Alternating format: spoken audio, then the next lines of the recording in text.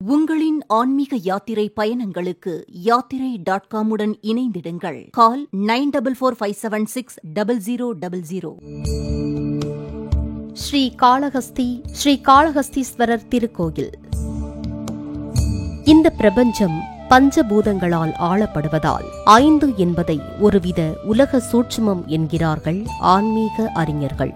நம் சரீரத்தின் செயல்பாட்டிற்கு பஞ்சபூத தத்துவமே மூலாதாரமாக உள்ளதால் மனித உடல் மட்டுமல்லாது தாவரங்கள், விலங்குகள் மற்றும் அனைத்து பிரபஞ்ச சக்திக்கும் தேவைப்படும் அடிப்படை ஆதாரமே இந்த பஞ்சபூதங்களாகும். ஓம் என்ற பிரணவ மந்திரம் பஞ்சபூதங்களில்தான் அடங்கியுள்ளது. விபூதி, ருத்ராக்கம், திருவைந்தெழுத்து இவை 3ம் சிவபெருமானாரை குறிக்கும் கருவிகளாகும். ஆகவேதான் பஞ்சபூத தலங்கள் என்பவை நிலம், நீர், நெருப்பு, காற்று, ஆகாயம் என சிவாலயங்களையே குறிக்கின்றன. அத்தகைய ஆலயங்களில் மூலவராக உள்ள சிவலிங்கங்கள் பஞ்சபூதங்களின் பெயர்களாலேயே அழைக்கப்படுகின்றன. அந்த வகையில் தென்கைலாயம் என்றும் காசி என்றும் போற்றப்படுவதும் பஞ்சபூதங்களில் ஒன்றான காற்றை குறிக்கும் வாயு தலமாக விளங்குவதுமான தென்னிந்தியாவின் மிக முக்கிய ஒரு கோயிலைத்தான் இன்றைய மனம் தேடும் ஆலயம் நிகழ்ச்சியில் உளம் குளிர தரிசிக்கப் போகின்றோம். ஸ்ரீ காளஹஸ்தீஸ்வரர் திருக்கோயில். ஆந்திர மாநிலம் சித்தூர் மாவட்டம் காளஹஸ்தியில் அமைந்துள்ளது ஸ்ரீ காளஹஸ்தீஸ்வரர் திருக்கோயில்.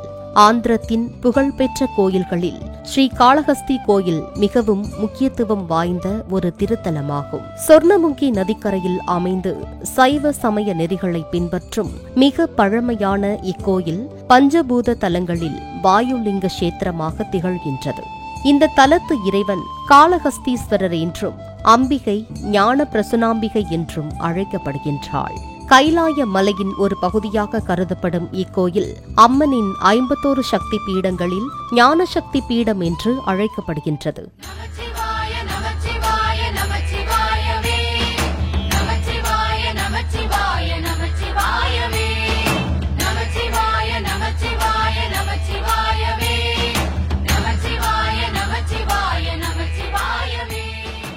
தலமரம் மகிழ மரமாகும்.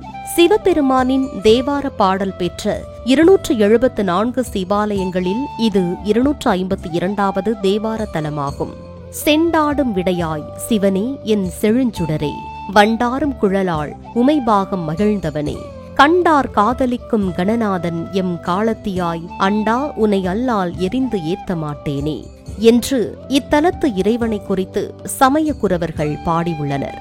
இக்கோயிலில் ராகு, கேது கிரகதோஷம், சர்வதோஷ நிவர்த்திக்கான பரிகார பூஜைகள் செய்யப்படுவதால் நாடு முழுவதிலும் இருந்து ஆயிரக்கணக்கில் பக்தர்கள் நாள்தோறும் வந்து செல்கின்றனர்.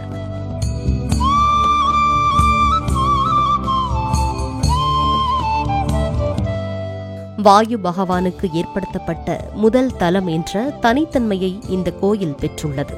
மேலும் ஈசனின் சாபம் பெற்ற உமையவளும் இந்த கஷேத்திரத்தில் வந்து லிங்கத்தை பூஜை செய்து ஞானம் பெற்றதால் இத்தல இறைவி ஞான பிரசுனாம்பா என்று அழைக்கப்படுகின்றார். சிவனின் தலையில் இருக்கும் கங்கை இத்தலத்தில் சொர்ணமுகி என்ற பெயரில் கோயிலை சுற்றி பிரவகிக்கின்றாள். மேலும் சாபம் பெற்ற இந்திரன், சந்திரன், மயூரன் உள்ளிட்ட பலரும் இந்த தலத்தில் உள்ள சொர்ணமுகி நதியில் மூழ்கி சாப விமோச்சனம் பெற்றதாக தல வரலாறு கூறுகின்றது. இந்த தலம் ஸ்ரீ காளஹஸ்தி என்று அழைக்கப்படுவதற்கு பெயர் காரணம் உண்டு.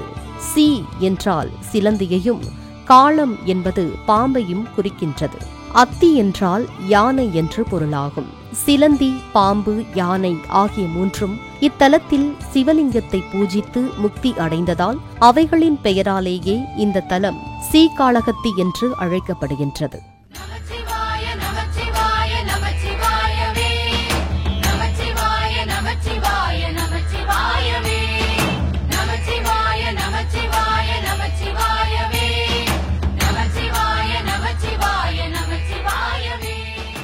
மலைகளின் நடுவே மிகவும் கம்பீரமாய் அமைந்துள்ள இக்கோயிலின் மேற்கு சுவரை உரசியபடி ஸ்வர்ணமுகி நதி பாய்ந்து செல்கின்றது.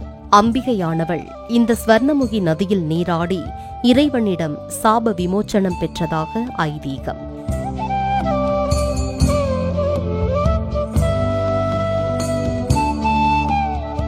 இக்கோயில் 5ஆம் நூற்றாண்டில் கட்டப்பட்டதாகவும் பின்பு கோயிலின் முக்கிய பகுதிகள் ராஜேந்திர சோழனால் 11ஆம் நூற்றாண்டில் அமைக்கப்பட்டதாகவும் வரலாறு கூறுகின்றது. கோயிலின் வெளிச்சுவரும் அதனையொட்டிய 4 கோபுரங்களும் பல்லவ மன்னனான ஸ்ரீ வீர நரசிம்மராயனால் கட்டப்பட்டவை என்றும், ராஜகோபுரம், 100 கால் மண்டபம் ஆகியவை 1516ஆம் ஆண்டு விஜயநகர பேரரசர் கிருஷ்ணதேவராயருடைய காலத்தில் கட்டப்பட்டவை என்றும் தல வரலாறு கூறுகின்றது. தென்னிந்திய படையெடுப்பு முடிந்ததும் தனது வெற்றியின் அடையாளமாக இக்கோயிலில் ராஜகோபுரம் ஒன்றை கட்ட தீர்மானித்த அவர் 3 ஆண்டுகளில் 7 நிலைகளுடன் கூடிய 120 அடி உயரத்தில் பிரம்மாண்ட ராஜகோபுரத்தை கட்டி முடித்தாராம். கடந்த 2010ஆம் ஆண்டு ராஜகோபுரம் முற்றிலும் சேதமடைந்ததால் தற்போது 50 கோடி பொருட்செலவில் ராஜகோபுரம் புதிதாய் கட்டப்பட்டு மிகவும் பிரம்மாண்டமாய் காட்சியளிக்கின்றது.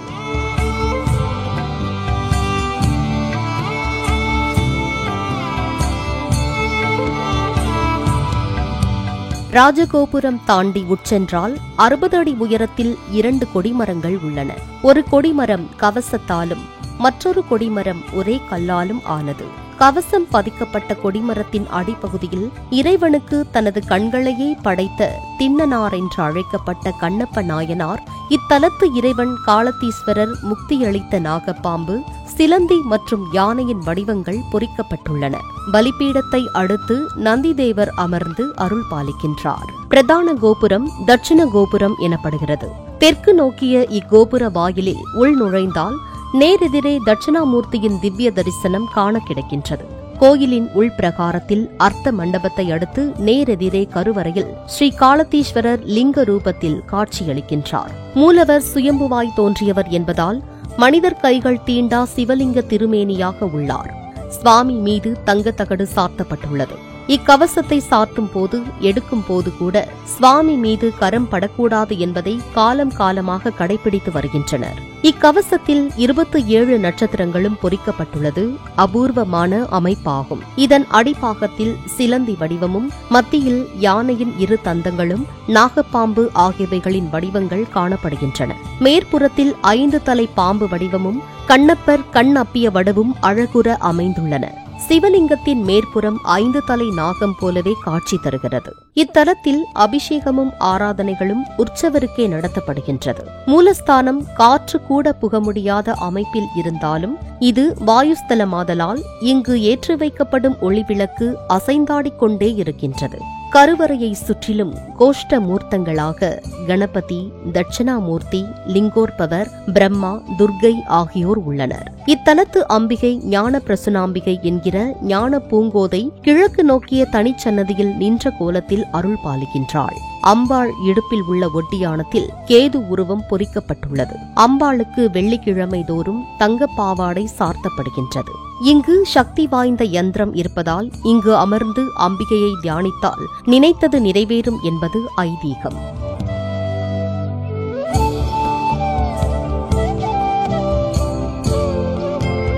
ஒரு காலத்தில் காளஹஸ்தி அருகில் உள்ள கிராமத்தில் கண்ணப்பர் என்ற வேட்டை தொழில் செய்பவர் வாழ்ந்து வந்தார். ஒரு நாள் காட்டிற்கு வேட்டையாட சென்ற கண்ணப்பர் அங்கிருந்த சிவபெருமான் மீது பக்தி கொண்டார். வழிபாட்டு முறையை அறியாத கண்ணப்பர் தன் பக்தியை அவர் அறிந்த முறையில் தூய்மையாக வெளிப்படுத்தினார். சொர்ணமுகி ஆற்றிலிருந்து வாயில் நீர் எடுத்து வந்து அபிஷேகம் செய்து தான் வேட்டையாடிய விலங்குகளின் மாமிசத்தை நிவேதனமாக படைத்து காட்டில் உள்ள மலர்கள், இலைகளால் மாலை கட்டி அதை சிவபெருமானுக்கு சமர்ப்பித்து வழிபட்டு வந்தார்.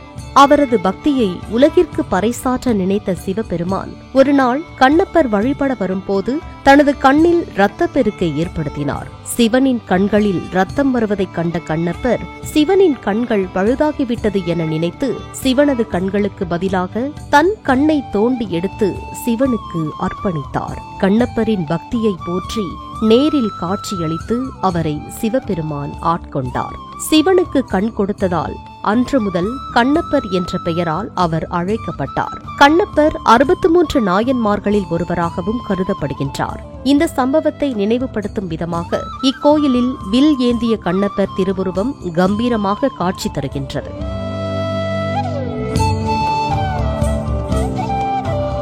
இக்கோயிலின் வெளிப்பிரகாரத்தில் பாதாள கணபதி கோயில் உள்ளது. படிக்கட்டுகள் வழியே 20 அடி கீழே இறங்கி சென்றுதான் இந்த விநாயகரை வழிபட வேண்டும். இதற்கு ஒரு புராண கதை கூறப்படுகின்றது. ஒருமுறை அகத்தியர் சிவபெருமானையும் விநாயகரையும் வழிபட மறந்துவிட்டாராம்.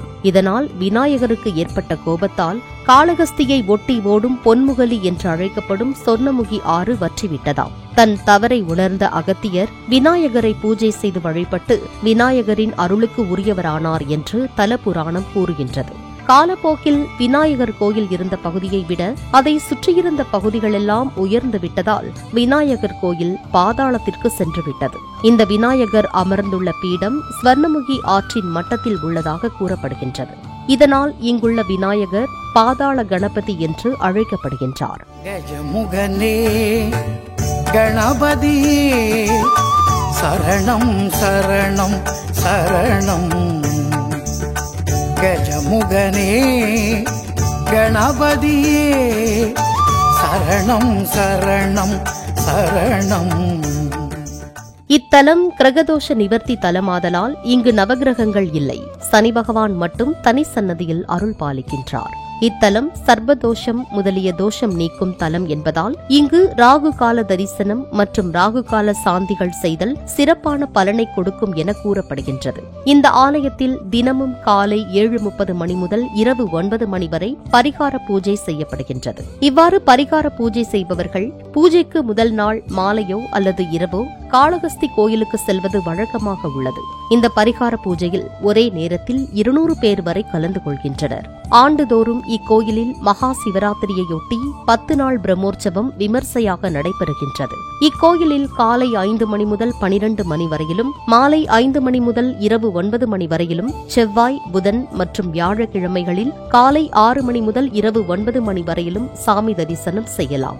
சென்னையில் இருந்து சுமார் 120 கிலோமீட்டர் தொலைவில் உள்ள ஆந்திர மாநிலம் காளகஸ்தி ஸ்ரீ காளகஸ்தீஸ்வரர் கோயிலுக்கு பேருந்து மற்றும் ரயில் மூலம் சென்றடையலாம். திருமண தடை நீங்கவும் குழந்தை பாக்கியம் பெறவும் வேண்டுவோர் இக்கோயிலுக்கு சென்றால் நிறைவான பலனை பெறலாம் என்பது ஐதீகம். மேலும் இக்கோயில் பல்வேறு தோஷ நிவர்த்தி தலமாகவும் உள்ளதால் காளகஸ்தி ஸ்ரீ காளகஸ்தீஸ்வரரை வாழ்வில் ஒருமுறையேனும் தரிசனம் செய்து வளம் பல பெறுவோம் வாருங்கள். நேயர்களே, இன்றைய மனம் தேடும் ஆலயம் நிகழ்ச்சி உங்கள் மனங்களை தெய்வீக அனுபவத்திற்கு அழைத்துச் சென்றிருக்கும் என்று நம்புகின்றோம். நிகழ்ச்சி குறித்த உங்களது அனுபவங்களையும் கருத்துக்களையும் 8999366111 என்ற எண்ணில் தொலைபேசியிலும் வாட்ஸ்அப்பிலும் பகிர்ந்து கொள்ளலாம். மீண்டும் ஒரு மனம் தேடும் ஆலயம் நிகழ்ச்சியில் சந்திக்கும் வரை ஜோதி தொலைக்காட்சியோடு இணைந்திருங்கள். தெய்வ அனுகிரகங்கள் பெருகட்டும். ஸ்ரீ காளகஸ்தீஸ்வரர் திருக்கோயில். உங்களின் ஆன்மீக யாத்திரை பயணங்களுக்கு யாத்திரை.com உடன் இணைந்திடுங்கள். கால் 9445760000.